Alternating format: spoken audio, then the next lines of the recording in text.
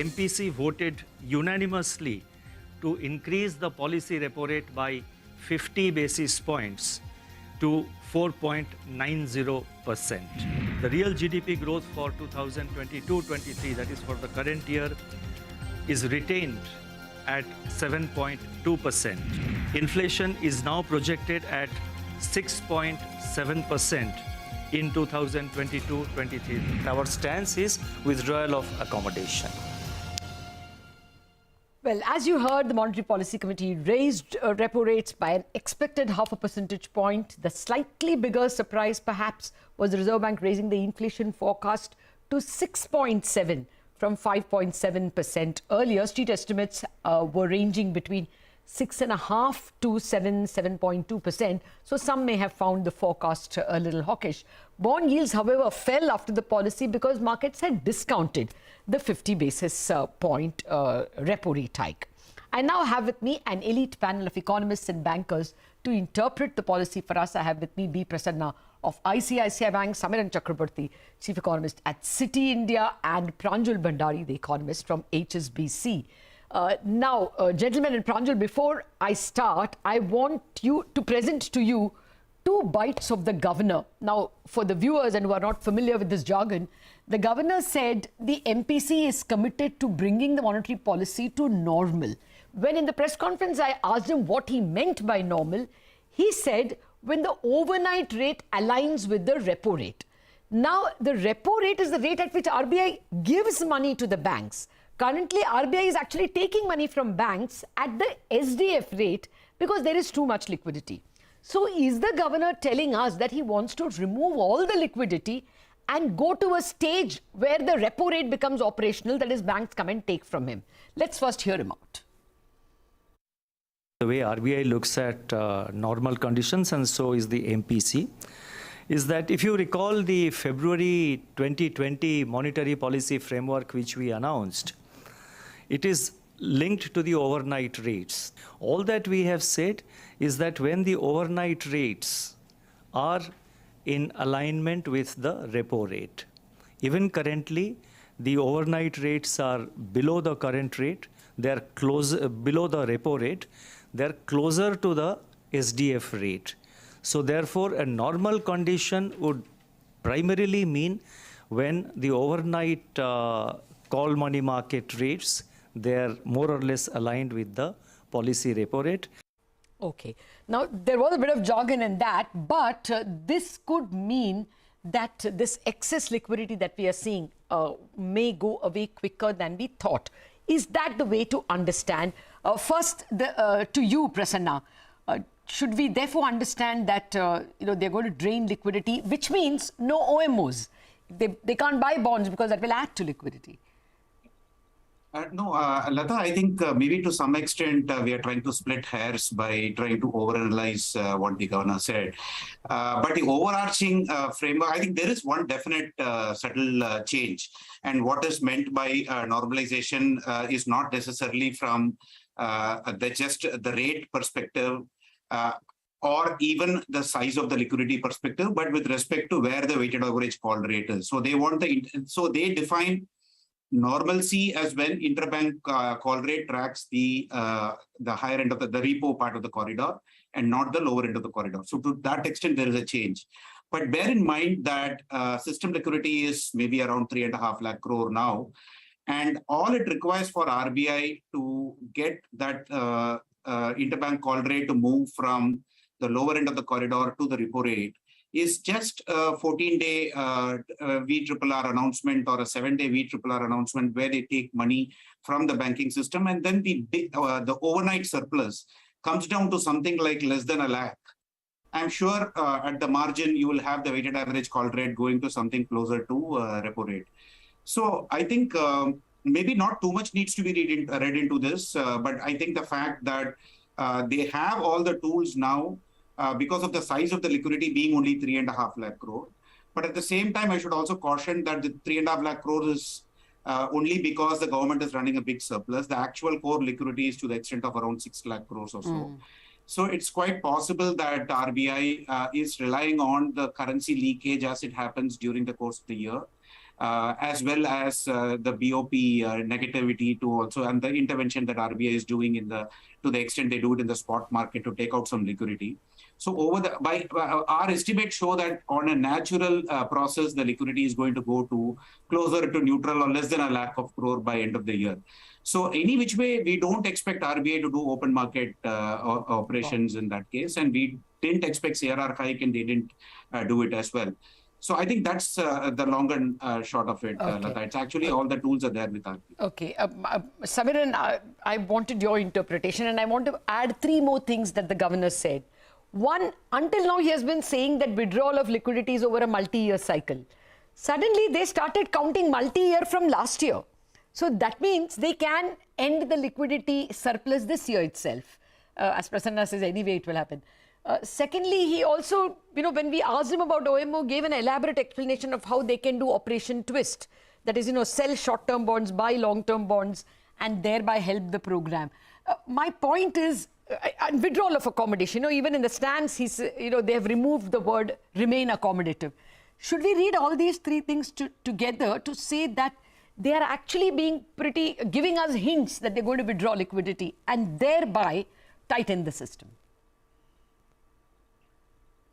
So, Lata, I mostly agree with Prasanna's characterization of things. Even on an autonomous basis, there is a drainage of liquidity, particularly when we are all expecting balance of payment to stay in deficit, and RBI continually intervening in the FX market would also drain out liquidity, apart from the natural increase in currency in circulation, which drains out liquidity from the system. The question is that while this autonomous liquidity drainage that is going on, how much of this is going to get replenished by RBI at what pace? Essentially, that will determine the extent of OMO purchases or whatever. The big thing for RBI to decide now is that would they want this to happen in the very short term and achieve that so-called normalization even before October, or they can push this farther down during the year. My sense is if they can push it down the year, then they don't have to take any active measures for further liquidity withdrawal. If they want this normalization, weighted average call rate reaching repo rate to happen before October, then they might have to take some more active measures to achieve that. But overall, the bigger point remains that the RBI would now, or the system will now have to accept that the super surplus liquidity is not going to stay with us any longer. Are you expecting repo rate to become the operational rate in FY23, Samiran? I mean, if RBI wants to, if inflation continues to surprise us on the upside as it has been doing over the last few months, and if some of the upside risks that we have been thinking on inflation, those risks play out, then maybe the RBI's hands get tired and they're forced to move towards getting into this repo rate, reaching the weighted average call rate, reaching the repo rate even within this fiscal. Is that your case at all, base case or at least a likely case, Prasanna, that the repo rate becomes the operational rate? Yeah, in I think, FY23. I think in FY23 it will happen. I think there will be, that's like an indirect 20-25 basis point rate hike, Exactly. but that will happen. That will happen. Yeah, no, even by mentality, that is very big, because then banks will have to raise deposits because they don't have surplus, right? Lata, that's where I wanted to make a subtle point difference there. All it requires for RBI to do that is to take out money using 14-day. I agree. If the total surplus is around 3 lakh crores and they take it out using short-term VRRs, you will achieve that purpose of weighted average call rate. So it's not that they are going to take out liquidity on a more durable basis. Okay. They can just take it out over a short-term basis. No, I agree. But that will be deliberate taking out. My point is whether the system will go towards repo and RBI will do nothing about it. Inaction will take it to repo, then there is a genuine pushing up of yields and lending rates. Okay, let me get to some standard academic questions on inflation. Pranjul, what is your sense about inflation number, this 6.7? What does it tell you in terms of the peak rate that RBI will take repo to? Well, yes, thanks, Lata. So I think the big challenge that the RBI had going into this policy was to basically ensure that it acknowledges all the inflation risks in the horizon, because that's important for its credibility and it's also important for the fight against inflation. And I think it did a valiant effort. And I think the most valiant effort, other than raising rates, was increasing the forecasts from 5.7% to 6.7% for FY23.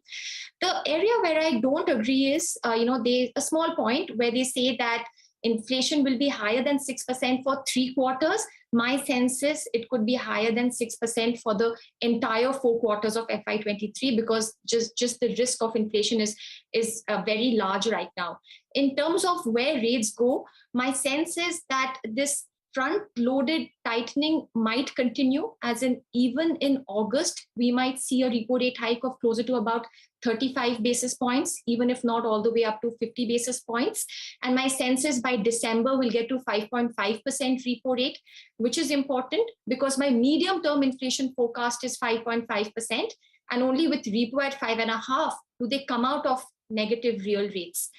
Beyond that, my sense is that they'll do more rate hikes. And by about middle of 2023, we'll have a repo rate of about 6%, which for me means that real rates will be 0.5%, getting closer and closer to neutral real rates. So to cut a long story short, 6% repo rate is what I'm looking at. Okay, actually, I have to take a mandatory break, but let me get these 2 questions also with the other guests. Samiran, what in August and what is your peak rate by when? So I think till about 5.5, as Pranjul said, it's a free runway for RBI. The hurdle to get to 5.5 will be very low. Beyond 5.5, the traditional growth inflation balance type of issues will come into play. But we still think another 50 basis point of rate hike on top of that 5.5 will be required as almost like an insurance rate hike to ensure second round effects don't come into play.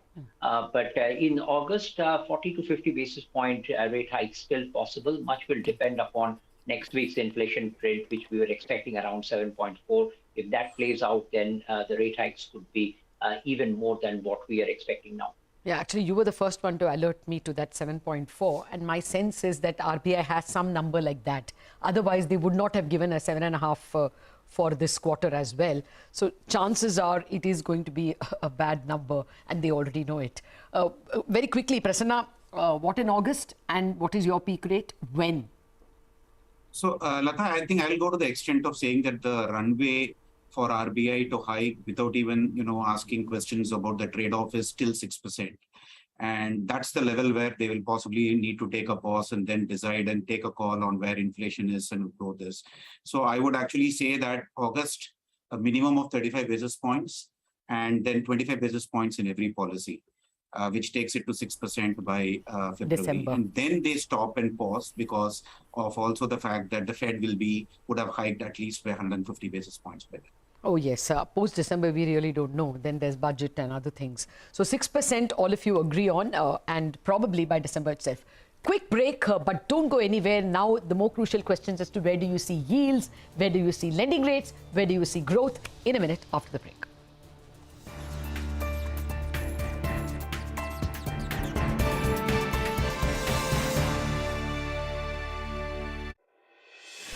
PIF